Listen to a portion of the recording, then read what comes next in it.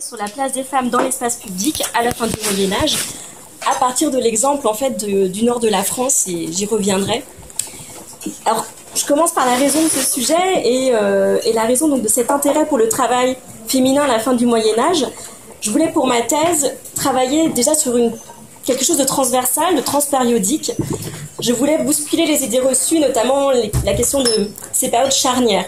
Donc, ce qui m'intéressait déjà à la base, c'était de réenvisager cette coupure entre le XVe et le XVIe siècle.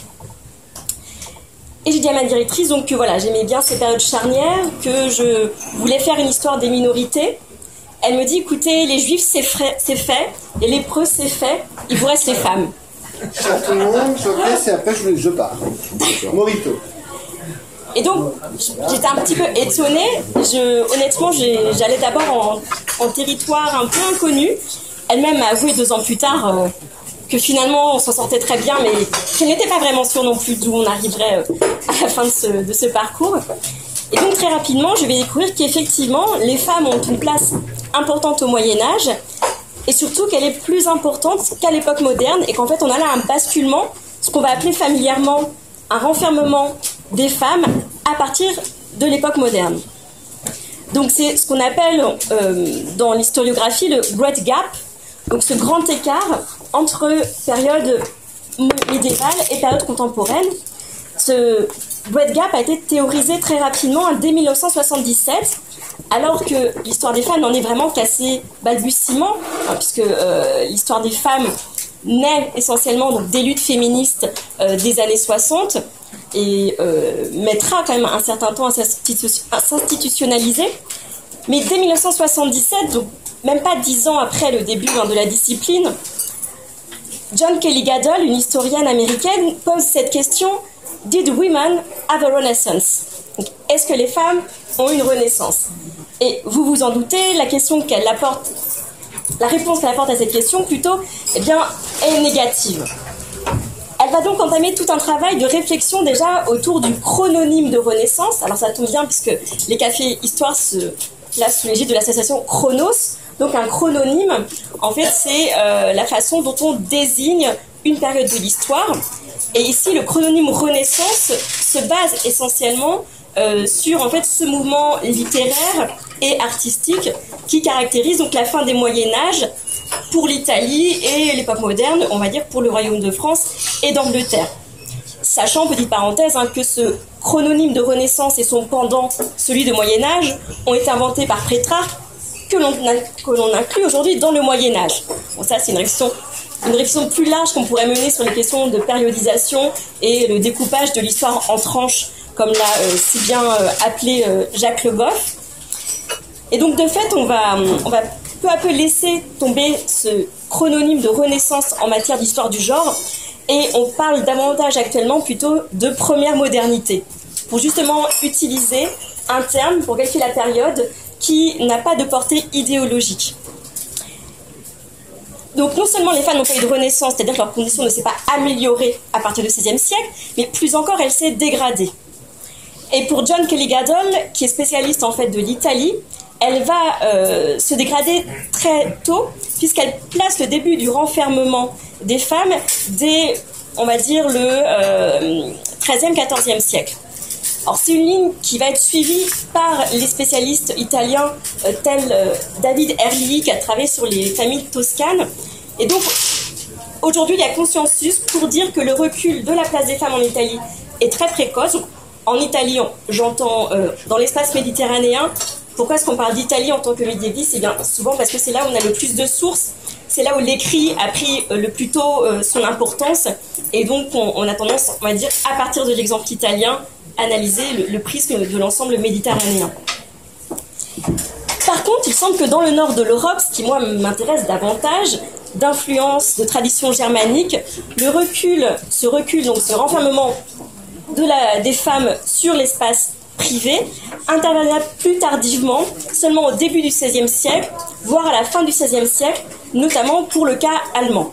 Et moi, le but de ma thèse, c'est donc justement de montrer non seulement qu'à Amiens, ce renfermement aussi intervient assez tardivement au début du XVIe siècle, donc de me replacer dans une historiographie, mais surtout de, on va dire, revoir la question du renfermement pour déjà la nuancer, c'est-à-dire qu'on n'a pas finalement un renfermement au sens où les femmes disparaîtraient totalement du travail ou de l'espace public, mais c'est plutôt une désinstitutionnalisation. C'est-à-dire qu'on va arrêter de reconnaître la valeur de leur travail, la valeur de leur activité dans l'espace public.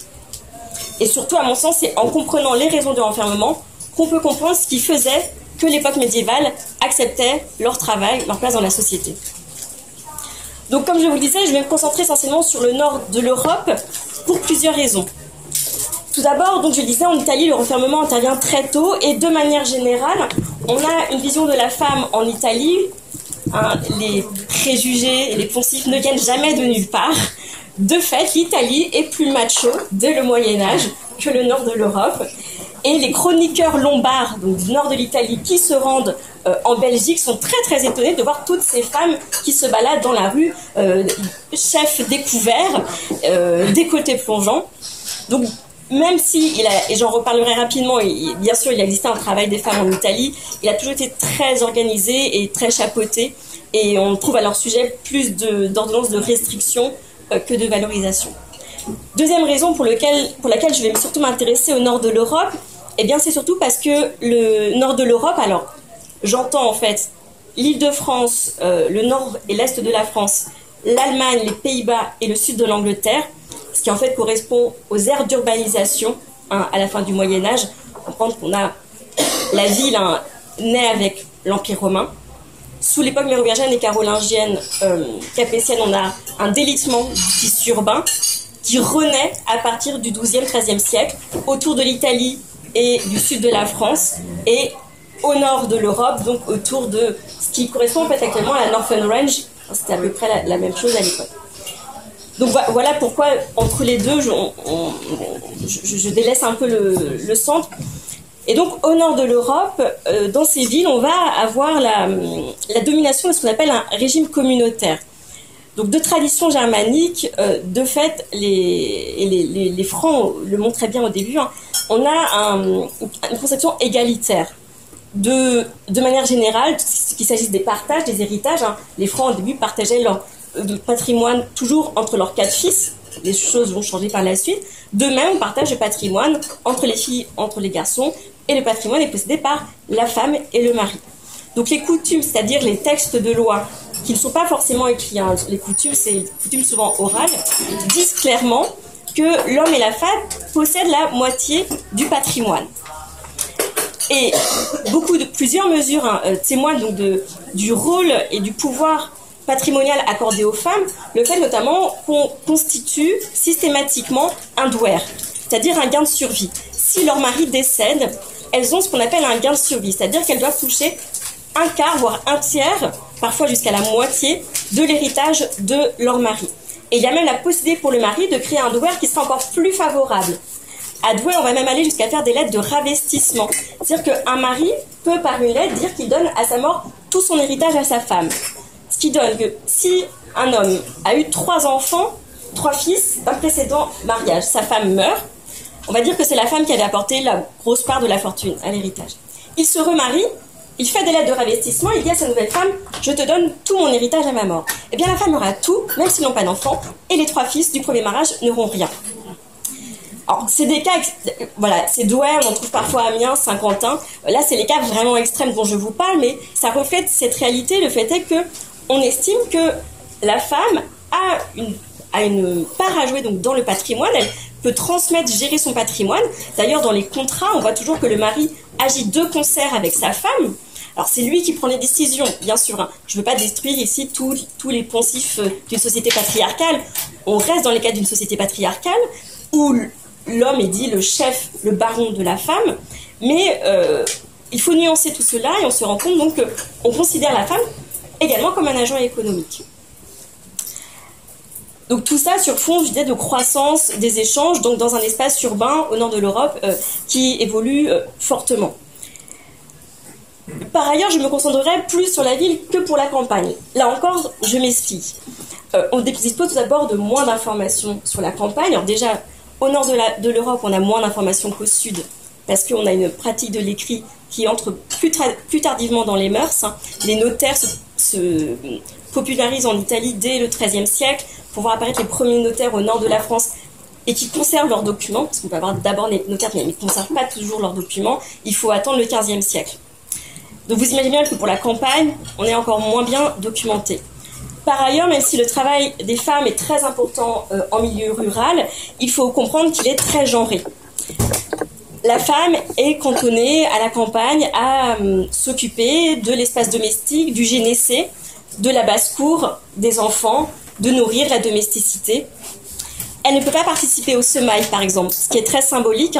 C'est à l'homme de faire entrer la semence dans la terre et non à la femme. Elles peuvent toutefois participer aux fenaisons en juin, à la confection des gerbes aux moissons fin juillet et aux vendanges en septembre. Et on remarquera que tout ça n'implique aucun outil. Alors là, je fais référence à la théorie d'une anthropologue qui s'appelle Paola Tabet, T-A-B-E-T, qui a mis au point cette théorie qui montre en fait que la domination masculine passe notamment par l'outil. Et les métiers où sont présents les femmes sont souvent des métiers qui n'engagent pas la présence d'un outil, véritablement. Le roi n'était pas un véritable outil. Et voilà, les moissons, les vendanges ne nécessitaient pas forcément non plus la manipulation d'outils. Bon, les femmes gardent toutefois les troupeaux. On pense à Jeanne d'Arc, la célèbre bergère de Don Rémy. Et en plus, c'est pratique, elles peuvent filer la laine en même temps, ce qui leur demande pas grande capacité intellectuelle. Et de ne pas... Montaigne le dit lui-même encore un peu plus tard, qu'il faut préserver aux femmes quand même des activités qui ne nécessitent pas trop d'intellectuel. Donc, voilà. Elles travaillent, mais on a un travail quand même très genré. Et de fait, on va observer à la fin du Moyen-Âge qu'on a une migration donc, de la population rurale vers la ville très importante et qui se constitue essentiellement de femmes. Puisque les villes grossissent à la fin du Moyen-Âge, bien sûr, cette croissance, elle vient d'où? Pas seulement de la natalité et de la fécondité des femmes qui vivent en ville, mais surtout de la campagne. Et les femmes, semble-t-il, sont les premières à aller chercher du travail en ville. Et c'est bien connu, je dirais, l'ère de la ville rend libre. Alors, elles vont parfois se rendre en ville sans pour autant répondre à une migration totale. On voit des trajectoires, des migrations pendulaires, si j'ose dire, de paysannes qui vont vendre par exemple les produits de la ferme au marché régulièrement. Et donc il faut aussi comprendre qu'à la fin du Moyen-Âge, la division, la frontière entre ville et campagne n'est pas du tout celle qu'elle sera par la suite. Même si on sait que même actuellement il y a des interactions, mais dans un tissu urbain qui est vraiment en construction, dans une ville qui dépend encore beaucoup de l'approvisionnement de la campagne, bien sûr le lien entre les deux sont beaucoup plus poreux et les femmes sont les premières à alimenter ces circulations. C'est notamment l'historienne Claire Bidon qui a travaillé sur la question pour l'espace des Pays-Bas. Ça me permet de faire la transition avec le travail des femmes en ville. L'un des premiers pôles où on trouve les femmes, c'est bien sûr le petit commerce d'alimentation, ce qui répond là encore aux fonctions qui leur sont traditionnellement attachées, donc à savoir l'entretien, l'approvisionnement de la maisonnée. Alors ces femmes possèdent des étals au marché. Le marché, là encore, est un espace central, vous le savez probablement, dans la ville médiévale. Et donc leur présence est encadrée par les chevinages. Donc les chevinages, en fait, c'est le maire et ses associés qui dirigent la ville. Et on voit que certains étals se passent de main en main de femmes. Donc il y a vraiment cette place qui est reconnue aux femmes. Elles sont clairement placées dans l'espace public parce que j'ai commencé ma thèse en travaillant sur la question de l'espace public. Et pour moi, la place des femmes sur le marché témoigne avant toute chose donc de la présence des femmes dans l'espace public, entendu comme un espace de représentation. Alors, on connaît tous la définition de l'espace public qui a été donnée par Jürgen Habermas dans son ouvrage éponyme rédigé dans les années 1960.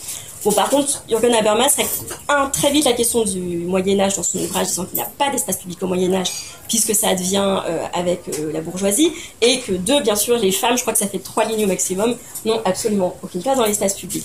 Alors, c'est du coup une réinterprétation aussi donc, de la définition qui en a été donnée par Habermas, et c'est Patrick Boucheron et Nicolas Offenstadt qui ont écrit sur l'espace public au Moyen-Âge.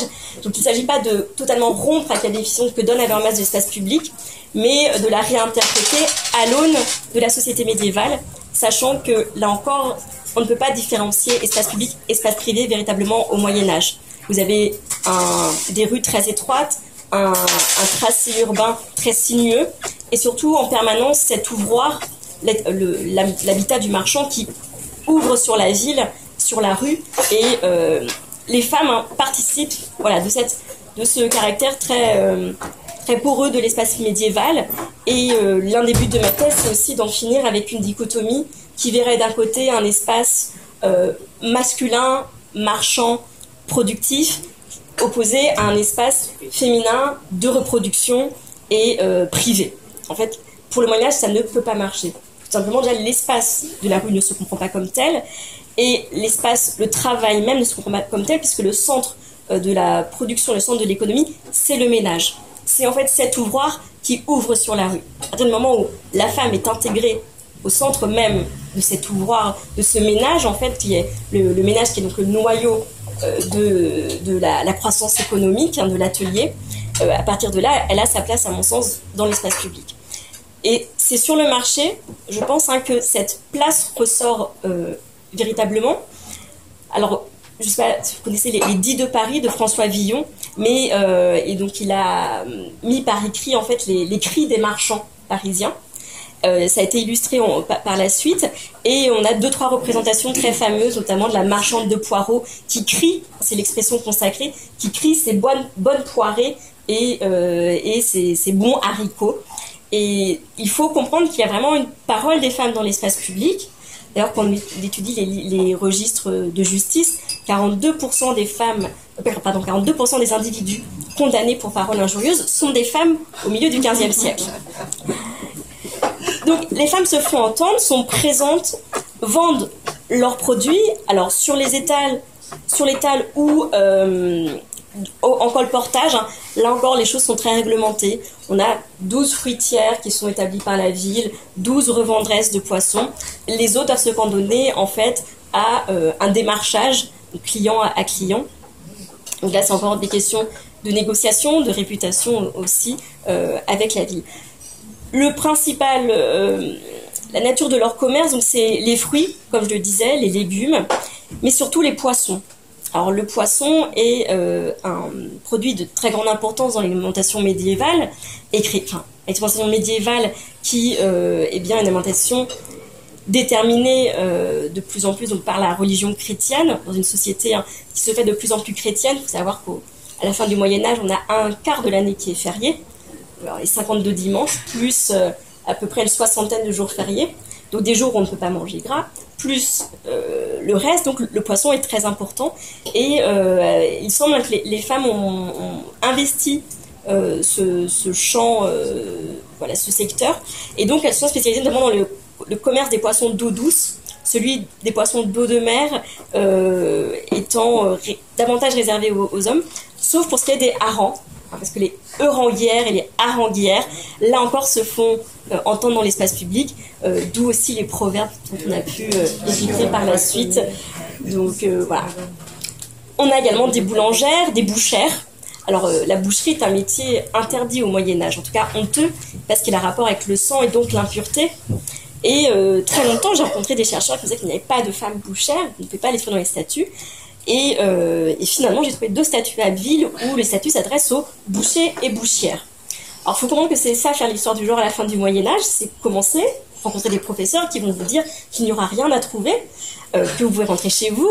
Alors, de fait, si on lit au premier regard les statuts, leur présence ne saute pas aux yeux. Georges Duby utilisait une belle expression, il parlait des femmes comme des ombres flottantes dans les registres. Moi, mon but, c'est de redonner un peu de corps à ces ombres. Alors, parfois, la présence des femmes, on va la déceler simplement par une déclinaison quand un statut va s'adresser à nul n'est nul. Nul, N-U-L, n'est nul, N-U-2-L-E. Ou par parfois un E-R-E qui va se glisser à la fin d'une phrase. Parenthèse en picard, lui est féminin et masculin. Je vous passe les prénoms épicènes. Alors, Philippe est un prénom féminin, donc on a donné à lui Philippe. On se dit, bon, c'est un homme. Euranguière, ah, non, en fait, c'est une femme. Donc, il faut être très attentif dans la lecture des registres. Et de fait, si on ne veut pas voir les femmes, c'est très simple de ne pas les voir. Il n'y a aucun souci. Et ça nécessite d'éplucher les registres. Et parfois, on a une ordonnance qui va faire 30 articles et il n'y en a qu'un qui utilisera le féminin. Mais ça prouve déjà qu'elles existent. Cette question de l'usage du féminin fait partie aussi de mes champs de bataille. Ça se base notamment sur l'étude des noms de métiers féminins. Je ne sais pas si vous le savez, mais actuellement, le ministère a mis en place une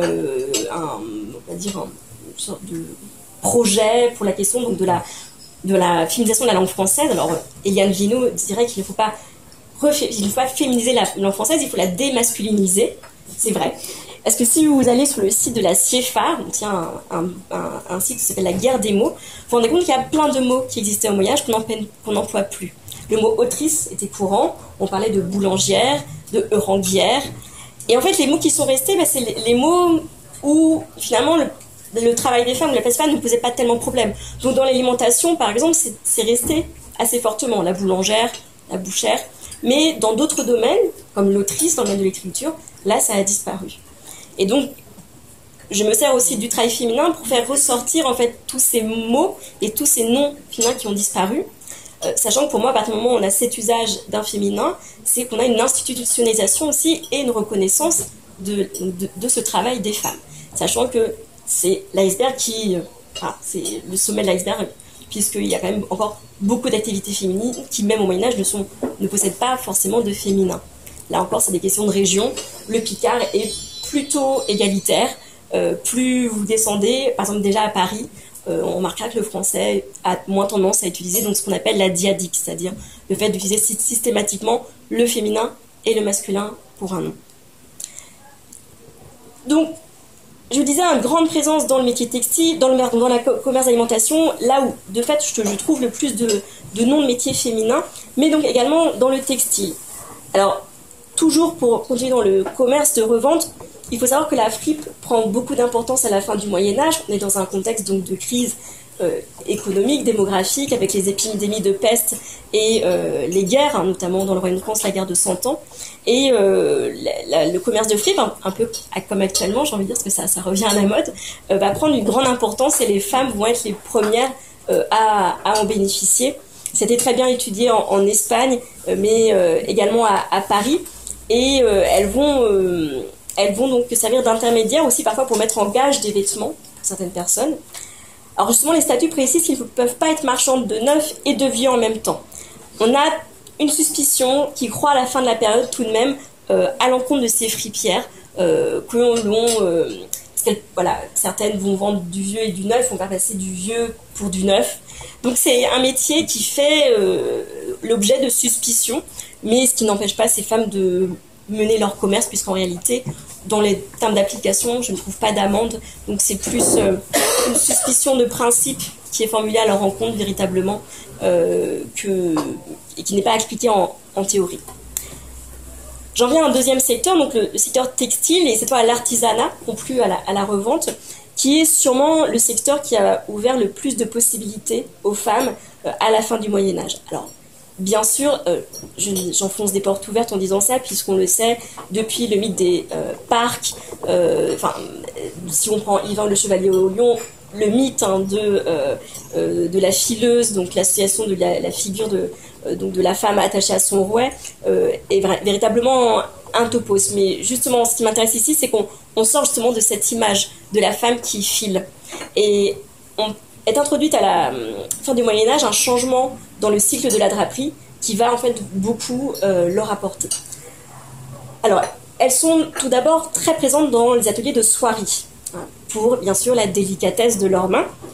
Alors notamment en Italie, là c'est un secteur par contre où en Italie on remarque bien la présence des femmes et le travail des femmes, c'est dans les grandes soieries, ainsi qu'à Paris, puisque le livre des métiers d'Étienne Boileau est prévôt des marchands sous Saint-Louis, et donc il va être en charge donc, de rédiger un livre des métiers qui recense tous les métiers, toutes les corporations en exercice à Paris. C'est aussi, j'essaie de que tous les mots soient clairs, hein, les corporations, c'est le moment, effectivement, au XIIe, XIIIe siècle, où les métiers commencent à s'institutionnaliser, et c'est le moment où apparaissent les guildes, dont on a encore un héritage aussi aujourd'hui dans les compagnons de métier, enfin les compagnons de France.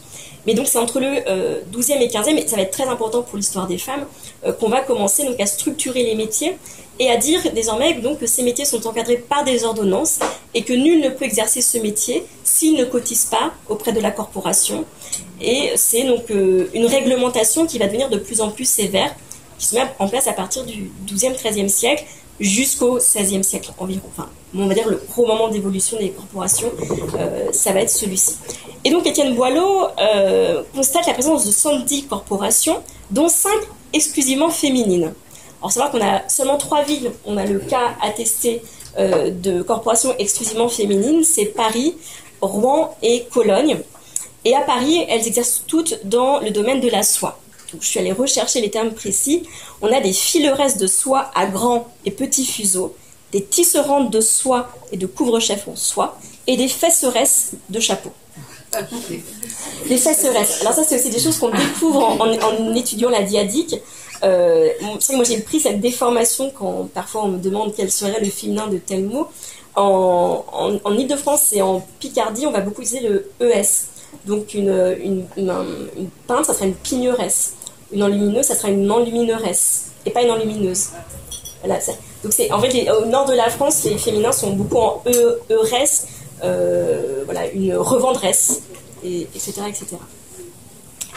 Mais donc, ça reste encore de l'ordre on va dire, de l'activité traditionnelle. Hein. Cette question de la soie, ça fait vraiment référence, voilà, à la délicatesse de leur doigté. Et ce qui m'intéresse davantage, moi, donc, c'est la place qu'elles vont prendre dans l'essor de la nouvelle draperie.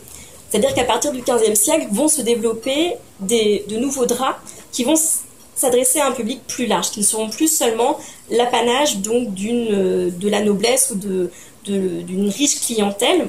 Et parallèlement au développement de cette nouvelle draperie, vont se développer en fait un grand nombre d'activités ou de sous-activités dans lesquelles vont trouver place les femmes.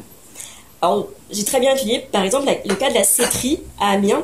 La céterie, c'est une sorte de drap de serge, qui est en fait un drap mêlé de qualité assez moyenne, mais voilà, bon marché, qui se vend bien.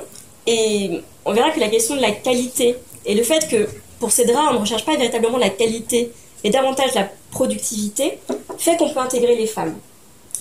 Alors la céterie, elle se développe dans le nord de la France, tout d'abord à Saint-Quentin, mais les ouvriers de Saint-Quentin sont bannis par Louis XI dans les années 1470, hein, on est dans la fin de la guerre de Cent Ans.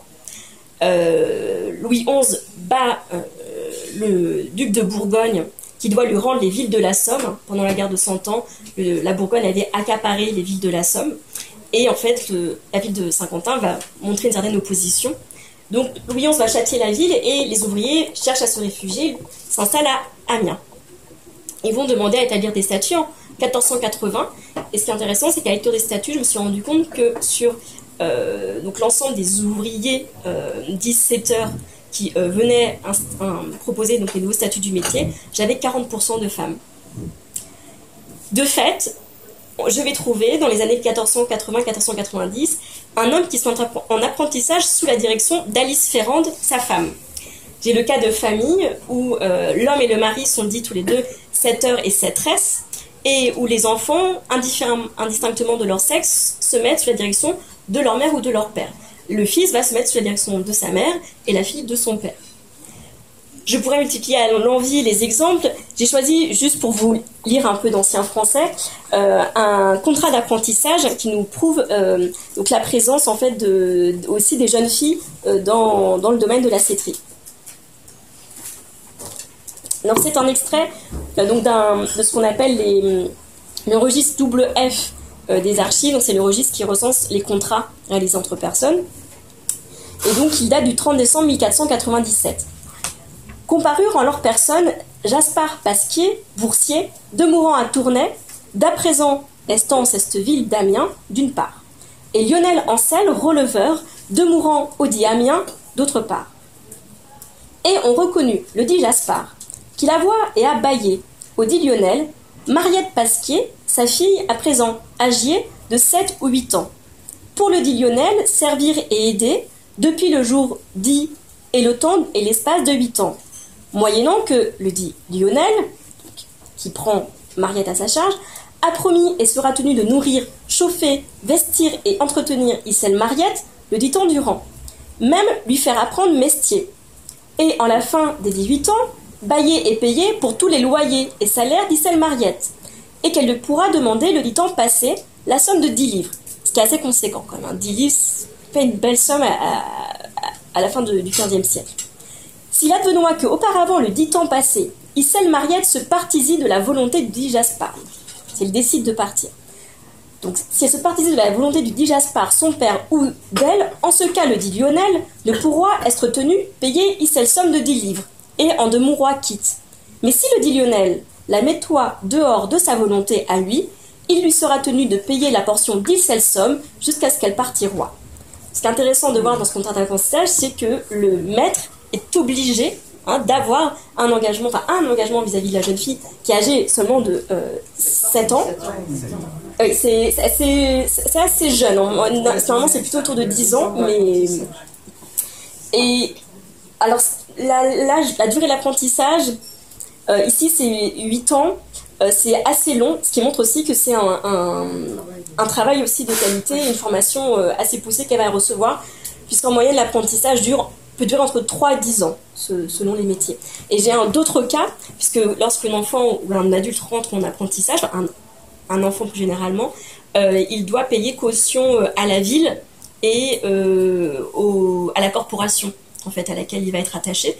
Parce que pareil, donc ils entrent dans ce système de confraternité qui est aussi la corporation. Je ne l'ai pas dit tout à l'heure, mais outre le fait que les corporations organisent le métier et le réglementent, elles créent aussi à côté ce qu'on appelle un régime de confraternité, avec des confréries qui sont des systèmes d'entraide, ce qui permet en fait, au cas où un compagnon est dans le besoin, de l'aider. C'est la sécu du Moyen-Âge, si on veut, et les apprentis appartiennent à cette corporation. Et j'ai le cas d'une jeune apprentie qui est délaissée donc, par son maître, et la ville lui nomme un second maître. Donc il y a vraiment une reconnaissance du travail de ces jeunes filles et la prise en charge par la communauté. Donc c'est aussi leur intégration dans cette institution qui est la corporation à la fin du Moyen-Âge, parce que longtemps on a aussi dit que si les femmes travaillaient, c'était dans les métiers dits libres et non dans les métiers jurés.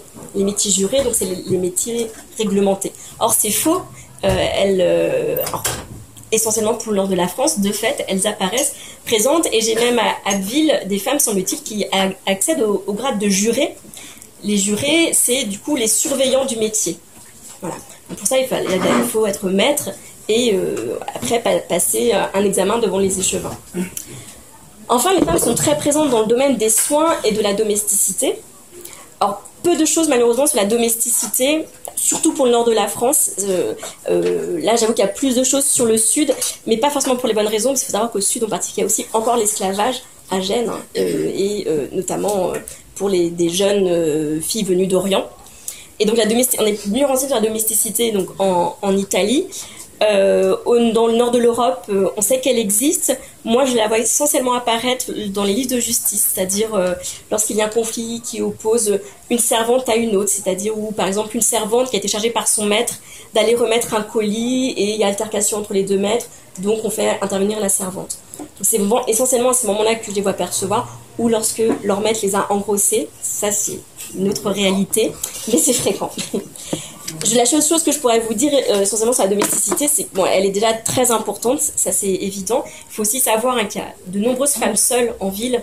Dans le nord de l'Europe, on estime que 15 à 20% des femmes vivent seules, même si la domesticité n'est pas cantonnée seulement aux femmes vivant seules. On remarque qu'il y a des systèmes un peu plus complexes de femmes qui ont un foyer, mais qui exercent comme la domesticité. Mais c'est en tout cas évidemment un métier, une opportunité pour des femmes qui n'ont pas de formation, qui vivent seules, qui n'ont pas d'ancrage familial, qui ont pu justement migrer depuis la campagne, et elles trouvent là un emploi facilement. Alors il y a aussi différents stades dans la domesticité. Bien sûr, là, en Picard, on dit la mesnie, rapport à la mesnie qui est en fait le foyer. La mesnie du beffroi, donc du maire ou des échevins, est bien mieux dotée peu la petite servante du petit bourgeois. Et on voit parfois les échevins ou des hommes d'importance même remettre une part de leur héritage à leur servante. Voilà, donc domesticité, c'est quelque chose de très complexe à saisir parce qu'on a peu d'informations et il y a beaucoup de cas très différents en fait.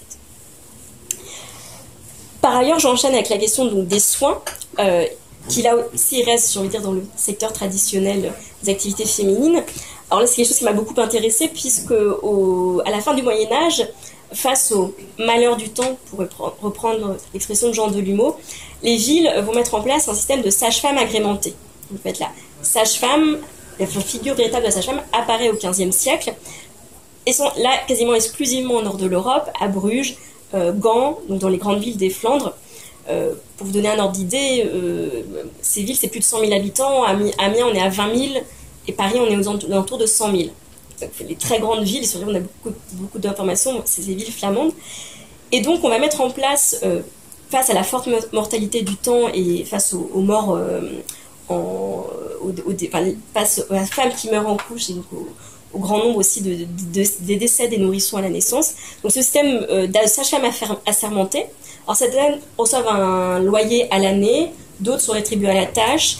À Amiens, j'ai les deux cas, une femme qui est rétribuée à la tâche pour être allée chercher un enfant qui avait été abandonné devant l'Hôtel-Dieu, et une autre qui reçoit régulièrement des dons de la ville ou une aide pour avoir une maison. Une fois, il est même dit que c'est son mari qui devra rester garder les enfants la nuit. Il est dispensé du guet pendant que sa femme ira aider les femmes en couche la nuit. C'est l'homme au foyer avant l'heure. Et donc ces sages-femmes ont pour tâche d'être disponibles 24 heures sur 24, parcourent la ville et la banlieue pour aider ces femmes en couche. On a aussi des femmes qui sont barbières. Alors les barbiers, c'est les médecins de l'époque en fait.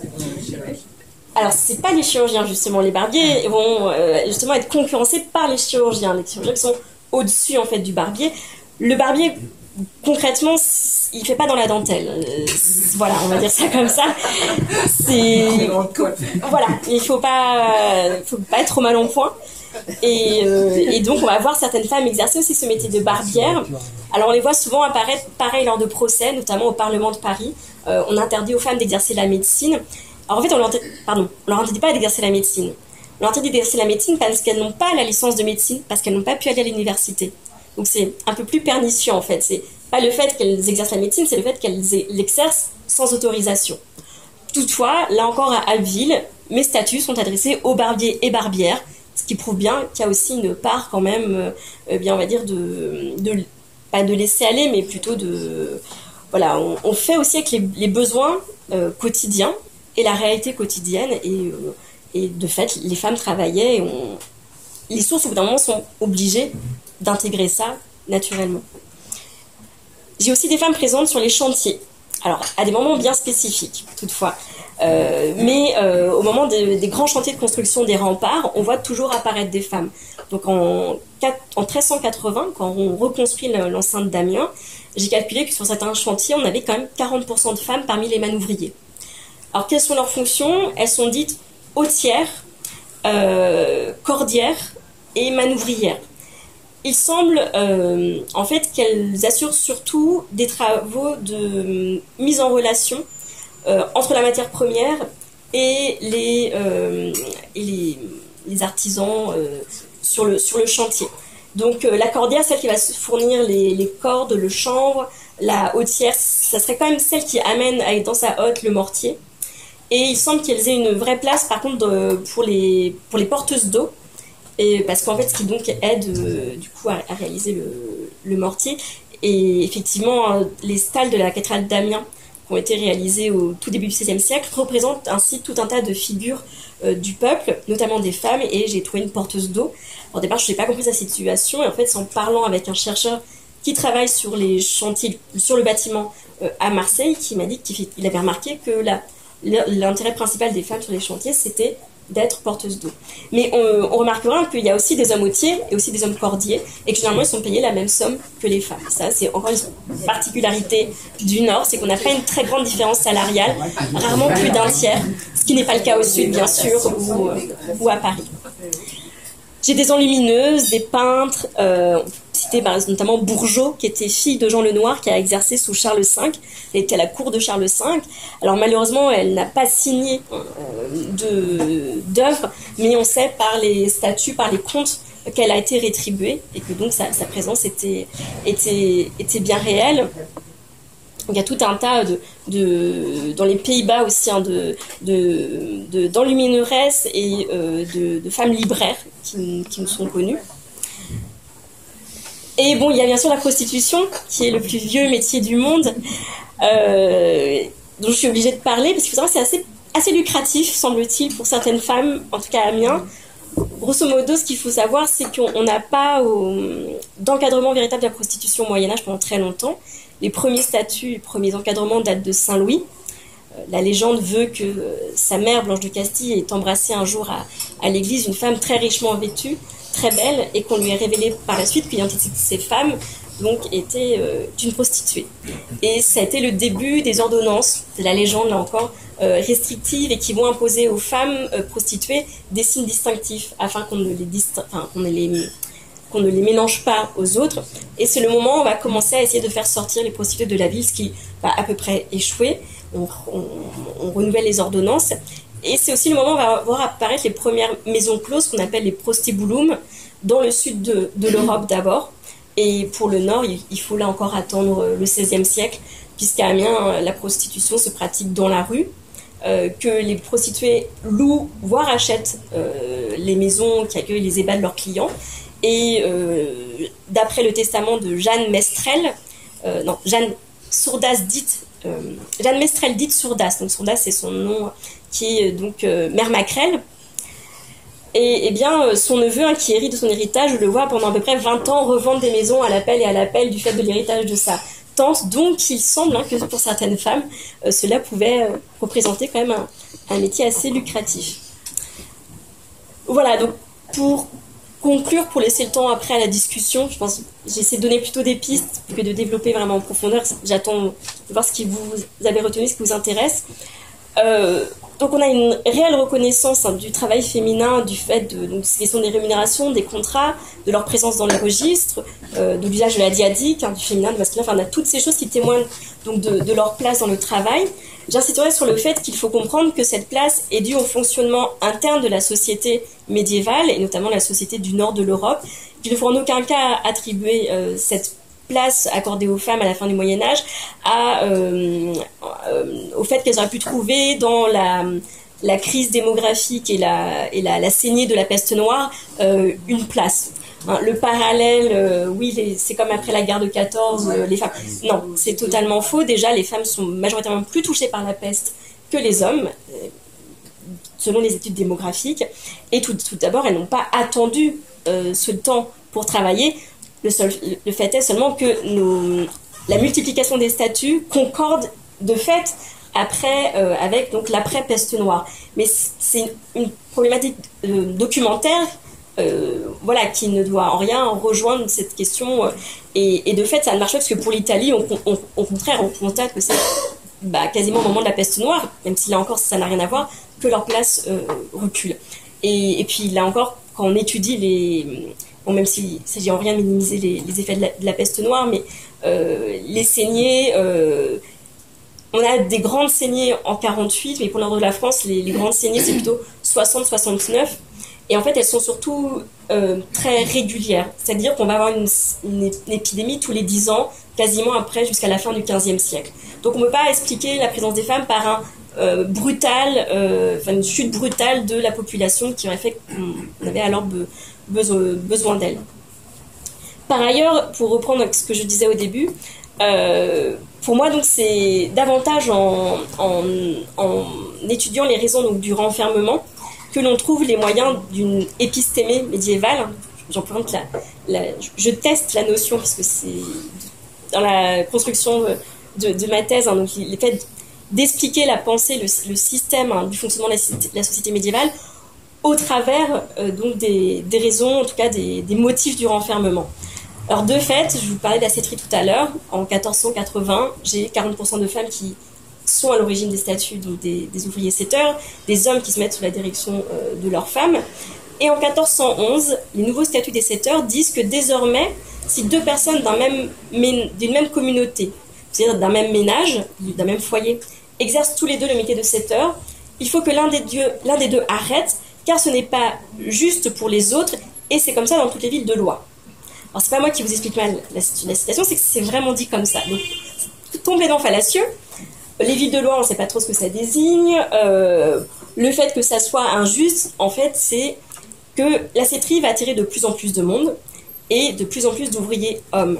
Et à partir de 1511, on va avoir